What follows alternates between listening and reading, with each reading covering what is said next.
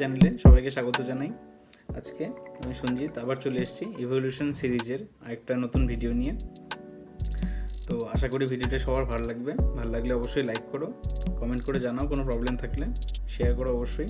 আর আমাদের এই চ্যানেলটাকে সাবস্ক্রাইব করতে অবশ্যই ভুলবে না ভবিষ্যতে আরও নিট বায়োলজি রিলেটেড ভিডিও পাওয়ার জন্য। তাহলে চলো আজকের ভিডিওটা শুরু করা যাক। আজকে যেই টপিকটা নিয়ে আলোচনা করছি সেটা হলো এভিডেন্সেস অফ ইভলিউশন, বা বিবর্তনের যে হয়েছে তার সপক্ষে কতগুলো প্রমাণ বা যুক্তি। তো এই যুক্তিগুলোকে বা প্রমাণগুলোকে সাধারণত তিনটে শ্রেণীতে ভাগ করা হয়। একটা হচ্ছে ফসিল রেকর্ড বা জীবাশ্ম ঘটিত যেসব প্রমাণ, দ্বিতীয় হচ্ছে এমব্রায়ো ডেভেলপমেন্ট বা ভ্রূণতত্ত্ব ঘটিত যেসব প্রমাণ রয়েছে সেগুলো, আর 3 নম্বর হলো গিয়ে কম্পারেটিভ অ্যানাটমি বা বাংলায় বলতে গেলে শরীরস্থান এবং অঙ্গ সংস্থান। তো আজকে এই ভিডিওতে ফসিল রেকর্ড আর এমব্রায়োনিক ডেভেলপমেন্ট নিয়ে আলোচনা করব। তো ফসিল কি জিনিস, খুব সংক্ষেপে বলতে হলে ফসিল বা জীবাশ্ম হলো গিয়ে প্রিজার্ভড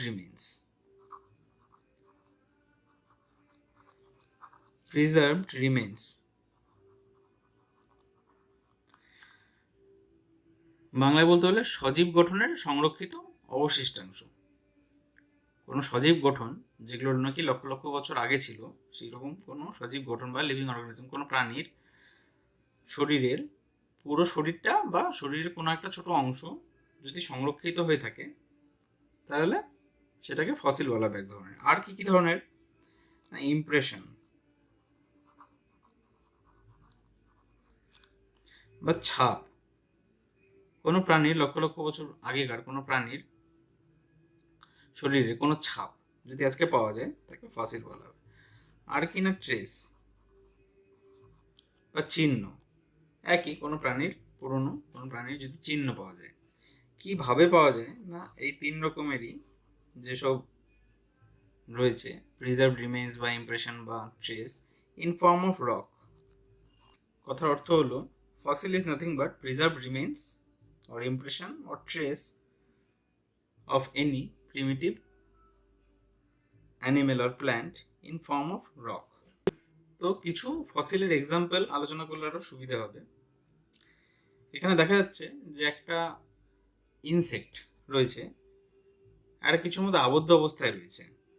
এটা এক ধরনের প্রিজার্ভড রিমেইনস জাতীয় ফসিলের উদাহরণ। এখানে অ্যাকচুয়ালি কি হয়েছে না, গাছের তো রেজিন হয়, বিভিন্ন রকম গাছের রেজিন হয়। তো সেই বিশেষ এক ধরনের গাছের রেজিনের মধ্যে এই ইনসেক্টটা কখনো ট্র্যাপ হয়ে গেছিল, আটকে পড়েছিল।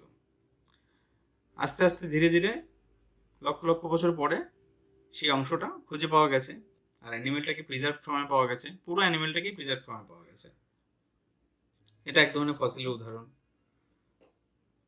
এখানে একটা ছবি দেখা যাচ্ছে, একটা মাছের ছবি বা মাছের ছবির ছাপ, একটা মাছের ছাপ দেখতে পাওয়া যাচ্ছে শিলার মধ্যে বা রকের মধ্যে। এটা এক ধরনের ইমপ্রেশনের উদাহরণ। আরেক ধরনের এখানে দেখা যাচ্ছে যে কোনো একটা প্রাণী কখনো এই রাস্তা দিয়ে বা এই জায়গা দিয়ে হেঁটেই চলে গেছিল, তার ফলে সেখানে একটা তার চিহ্ন বা ট্রেস পাওয়া গেছে। তো এটাকে ইংলিশে অ্যাকচুয়ালি বলে ট্র্যাক অর ট্রেল। যাই হোক, এটা এক ধরনের চিহ্ন যে প্রাণীটা এই রাস্তা দিয়ে হেঁটে গেছে, তো তার পায়ের ছাপ পাওয়া গেছে বা পাগমার্ক পাওয়া গেছে। এই ধরনের এক্সাম্পলকে ফসিল বলা হয়। তো এটা শুধু অ্যানিমেলের না, এটা প্ল্যান্টের ক্ষেত্রেও পাওয়া যায় সেম একই ধরনের ফসিল। তো ফসিল তৈরি হয় কীভাবে? অ্যাকচুয়ালি পাথর যখন তৈরি হয়, পাথর তো ধীরে ধীরে কতগুলো স্তরে তৈরি হয়। কোনো এক স্তরে কাদা, মাটি, চুন বা বিভিন্ন রকম খনিজ অধঃক্ষেপণ হলো, তার উপর আরও একটা স্তর তৈরি হয়, তার উপর আরও একটা স্তর তৈরি হয়। এই কারণে পাথরকে কখনো যদি মাঝখান দিয়ে ফাটানো হয় বা কাটা হয় তাহলে দেখা যায় যে বিভিন্ন রকম স্তর রয়েছে তাদের মধ্যে, তাই না? তো এরকম যখন স্তরে স্তরে কোনো পাথর তৈরি হচ্ছে, তখন কোনো এক স্তরের মাঝখানে কোনো লিভিং অর্গানিজম বা ডেড অর্গানিজম যদি ট্র্যাপড হয় বা আটকে যায়, তার উপরে আবার একটা স্তর তৈরি হবে, তার উপর আবার স্তর তৈরি হবে। তার মানে টোটাল আটকে গেল এই অর্গানিজমটা। এই আটকে যাওয়া প্রাণীটা আস্তে আস্তে ধীরে ধীরে পাথরে রূপান্তরিত হয় বা অশ্বীভূত হয়। ঠিক আছে, অশ্বীভূত হয়ে লক্ষ লক্ষ বছর পরে যখন আমরা একে খুঁজে পাই, তখন জীবাশ্ম রূপে খুঁজে পাই বা ফসিল রূপে খুঁজে পাই। তো এর থেকে আমরা ইভলিউশন বুঝবো কিভাবে? আসলে এই যে প্রাণীটা পাওয়া যাচ্ছে বা অশ্বটা বা আসলে এই যে ফসিলটা পাওয়া যাচ্ছে বা জীবাশ্মটা পাওয়া যাচ্ছে, এর বয়স কত সেটা নির্ধারণ কিভাবে করবেন? বিজ্ঞানীরা টেকনিক বের করেছেন বিভিন্ন রকম। তার অ্যাকচুয়ালি এর মধ্যে তো কার্বন থাকবে, কার্বন মৌল অবশ্যই থাকবে। সেই কার্বন মৌল দিয়েই বোঝা যায় যে এর বয়স কত। কিভাবে না, কার্বন মৌলটা আসলে এর বিজ্ঞানীরা আজ পর্যন্ত 15 রকম আইসোটোপ খুঁজে পেয়েছেন। 15 রকম আইসোটোপ পেয়েছেন, মানে C8 থেকে C22 পর্যন্ত এত ধরনের 15 ধরনের আইসোটোপ হয় কার্বনের। এদের মধ্যে একটা হাফ লাইফ বলে কথা আছে না, সব থেকে বেশি হাফ লাইফ যে আইসোটোপটার, সেই আইসোটোপটা হলো গিয়ে C14। এর হাফ লাইফ কত?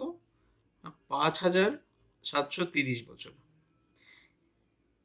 তো অ্যাকচুয়ালি এই C14 কার্বনটা কতটা পরিমাণ উপস্থিত আছে এই ফসিলটার মধ্যে, সেটা বিজ্ঞানীরা বের করেন।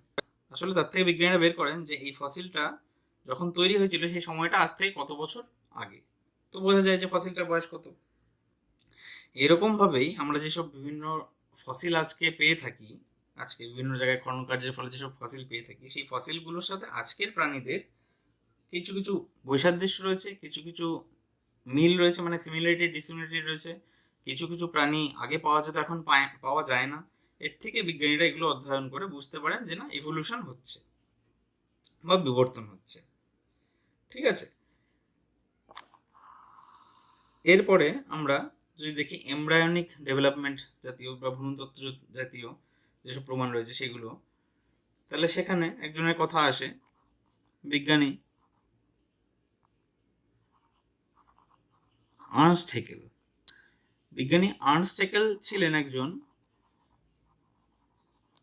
German zoologist.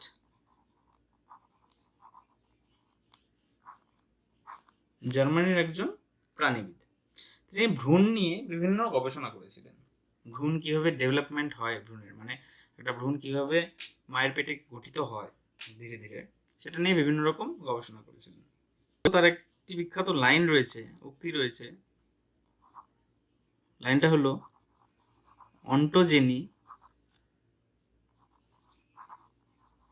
Repeats phylogeny. এই লাইনটা কখনো নিট পরীক্ষা আসবে না, জাস্ট আমি বোঝানোর জন্য বলছি। অন্টোজেনি রিপিটস ফাইলোজেনি, এই কথাটি বলেছিলেন স্যার আর্নস্ট হেকেল। তো অন্টোজেনি মানে হলো গিয়ে, অন্টোজেনি আসলে একটা সময়, না কোন সময় মায়ের পেটে একটা ভ্রূণ যে থাকে, তো ফার্টিলাইজেশন থেকে শুরু করে জেস্টেশন, মানে একটা ডিম যখন ফার্টিলাইজ হলো সেই সময়টা থেকে শুরু করে জেস্টেশন, মানে যতদিনে সেই ভ্রূণটা মায়ের শরীর থেকে বাইরে আসবে সেই সময়টা পর্যন্ত, এই যে এতটা সময় ভ্রূণটা মায়ের পেটে রয়েছে, বা বাংলায় সোজা কথা বলতে গেলে ভ্রূণাবস্থা, তো সেই অবস্থাটাকে বলা হয়, ইংলিশে বলা হয় অন্টোজেনি।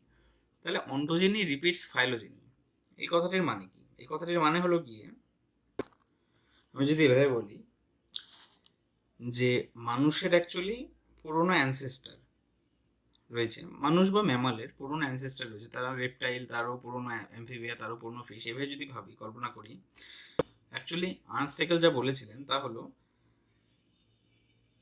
কোনো একটি প্রাণীর ভ্রূণাবস্থায় সে তার পূর্বপুরুষদের যে পূর্ণাঙ্গ রূপ রয়েছে সেই পূর্ণাঙ্গ রূপগুলো আস্তে আস্তে অতিবাহিত করে আসে। কথার মানে হচ্ছে গিয়ে, আজকে আমাদের ক্ষেত্রে বা ম্যামালদের ক্ষেত্রে, ম্যামালদের বা আমরা যখন ভ্রূণাবস্থায় থাকি, তখন কখনো আমরা দেখতে একটি পূর্ণাঙ্গ মাছের মতো ছিলাম। তারপরে আস্তে আস্তে পরিবর্তন হয়ে হয়ে পেটের ভেতরেই ভ্রূণাবস্থায় পরিবর্তন হয়ে হয়ে কখনো একটি পূর্ণাঙ্গ অ্যাম্ফিবিয়ার মতো দেখতে হলাম, তারপর একটি পূর্ণাঙ্গ রেপটিলিয়ার মতো দেখতে হলাম, তারপর পূর্ণাঙ্গ ম্যামালের মতো দেখতে হলাম, তারপর আমাদের জন্ম হয়ে গেল, তারপর আস্তে আস্তে আমরা বড় হচ্ছি। এই কথাটি বলেছিলেন আর্নস্ট হেকেল। তো তিনি যেই তত্ত্বটা দিয়েছিলেন তাকে বলা হয় থিওরি অফ রিক্যাপিচুলেশন বা রিক্যাপিচুলেশন থিওরি। এই রিক্যাপিচুলেশন কথার মানে কি? কখনো আমরা সিরিয়াল দেখার সময় দেখি না যে কোনো একটা সিরিয়াল শুরু হওয়ার আগে এর আগের পর্বে বা আগের সিরিজে কি হয়েছিল সেটা একটু ছোট করে দেখায়, রিক্যাপ বলে। তো এইরকমই কোনো একটা প্রাণী তৈরি হওয়ার সময় তার ভ্রূণাবস্থায় রিক্যাপ হয়, অ্যাকচুয়ালি ফাইলোজেনির রিক্যাপ হয়।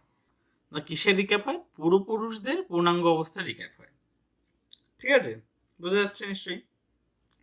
অ্যাকচুয়ালি আর্নস্ট কি দেখেছিলেন বিভিন্ন ভ্রূণ নিয়ে গবেষণা করার ক্ষেত্রে, যে মানুষের যে ভ্রূণ রয়েছে সেই ভ্রূণের মধ্যে অ্যাকচুয়ালি, আমি ইংলিশে লিখছি তাও বাংলাটা অবশ্যই বলে দেবো,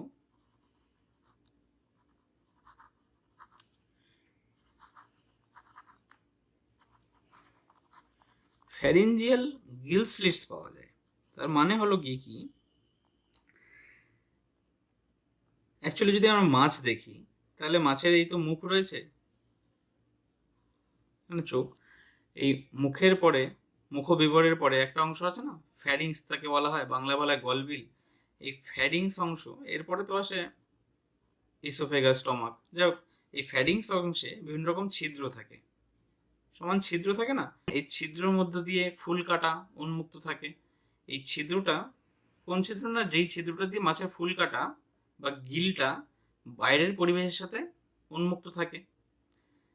তো এই ফুলকার মধ্য দিয়ে যে জলটা মাছের দেহে ঢোকে সেটা তো এই ফ্যারিংসের ছিদ্রের মাধ্যমেই ভেতরে ঢুকে যায়, তারপর মাছ ধীরে ধীরে সেটাকে মুখ দিয়ে বের করে, তাই না?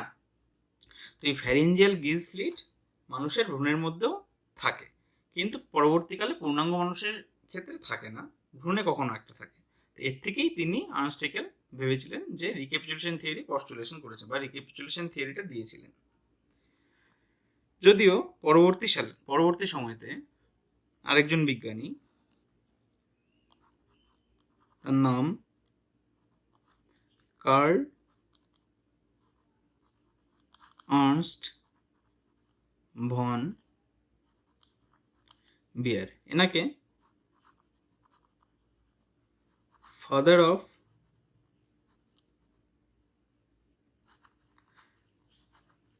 অফ এমব্রায়োলজিও বলা হয়। এটা কিন্তু একটা ইম্পর্টেন্ট প্রশ্ন এটার জন্য। তো স্যার কার্ল আর্নস্ট ভন বিয়ার বলেছিলেন যে না, আর্নস্ট হেকেল যেভাবে রিক্যাপিচুলেশন থিওরিটা দিয়েছেন অ্যাকচুয়ালি এটা এভাবে হয় না, এটা একটু অন্যভাবে হয়। তো মেনলি স্যার হেকেল আর ভন বিয়ার এর কথার কি পার্থক্য ছিল সেটা বোঝার জন্য আমরা এভাবে একটা ছবির মাধ্যমে বুঝতে পারি। এই ছবিতে, এই দুটো ছবিতে মোটামুটি এই দুটো জায়গা একই রকম, এই জায়গাটা আর এই জায়গাটা। এখানে বলা হচ্ছে যে একটা এগ বা একটা ডিম থেকে কীভাবে আস্তে আস্তে এমব্রায়ো তৈরি হচ্ছে বা ভ্রূণ তৈরি হচ্ছে, তারপর সেই ভ্রূণটার থেকে কীভাবে একটা পূর্ণাঙ্গ অ্যাডাল্ট, ঠিক আছে, তৈরি হচ্ছে। তো স্যার হেকেল বলেছিলেন যে একটা ডিম থেকে যদি একটা মাছের, আমরা এই তিন ধরনের প্রাণীর ক্ষেত্রে দেখছি, মাছ, ফ্রগ আর বার্ড, মানে মাছ, অ্যাম্ফিবিয়া আর পাখি, এই তিন ধরনের ক্ষেত্রে দেখছি একটা আস্তে আস্তে মাছে পরিণত হলো মাছের ক্ষেত্রে। আচ্ছা, এইবার ফ্রগের ক্ষেত্রে একটা আস্তে আস্তে এমব্রায়োর দশাতে মাছের মতো, পূর্ণাঙ্গ একটা মাছের মতো দেখতে ছিল, মাছের কিন্তু পূর্ণাঙ্গ মাছ বলছি, এটা কিন্তু খুব ইম্পর্টেন্ট কথা, পূর্ণাঙ্গ মাছ বা অ্যাডাল্ট স্টেজ, এই কথাটা খুব ইম্পর্টেন্ট। হেকেলের ক্ষেত্রে একটা পূর্ণাঙ্গ মাছের মতো দেখতে ছিল, তারপর সেটা একটা পূর্ণাঙ্গ ব্যাঙের মতো দেখতে হলো, ঠিক আছে। পাখির ক্ষেত্রে ডিমটা প্রথমে আস্তে আস্তে ভ্রূণাবস্থায় আবার একটি পূর্ণাঙ্গ মাছের মতো দেখতে হলো, তারপর আস্তে আস্তে একটা পূর্ণাঙ্গ ফ্রগের মতো দেখতে হলো, তারপর একটি পূর্ণাঙ্গ বার্ডের মতো দেখতে হলো। এই কথাটা বলেছে হেকেল। আর স্যার বর্নবিয়ার কি বলছেন যে না, এগ থেকে অবশ্যই পূর্ণাঙ্গ প্রাণী তৈরির সময় পুরনো ফাইলোজেনিক্যাল অ্যানসেস্টারগুলোর মতো দেখতে হয়, কিন্তু কখনোই তাদের পূর্ণাঙ্গ অবস্থার মতো দেখতে হয় না, তাদের ভ্রূণাবস্থার মতোই দেখতে হয়। মানে একটা ভ্রূণ থেকে যখন মাছ তৈরি হলো, একই রকম মাছ তৈরি হচ্ছে, এরপরে যখন একটা ফ্রগ বা অ্যাম্ফিবিয়া তৈরি হচ্ছে, তখন সেই ডিমটা থেকে আস্তে আস্তে আস্তে আস্তে সেটা কখনো মাছের ভ্রূণের মতো দেখতে ছিল, কিন্তু পূর্ণাঙ্গ মাছের মতো কখনো ছিল না, মাছের ভ্রূণের মতোই দেখতে ছিল। তারপরে আস্তে আস্তে ফ্রগে পরিণত হলো। একটা বার্ড যখন বা পাখি যখন তৈরি হলো, তখন একটি ডিম থেকে আস্তে আস্তে সে ভ্রূণ মাছের মতো দেখতে হলো, তারপর ভ্রূণ ফ্রগের মতো দেখতে হলো, তারপরে একটি বার্ড তৈরি হলো। তাহলে আগের বলা হচ্ছে যে না, অ্যাডাল্ট স্টেজগুলো অতিবাহিত হয় ভ্রূণের মধ্যে, আর এখানে বলা হচ্ছে নো অ্যাডাল্ট স্টেজ।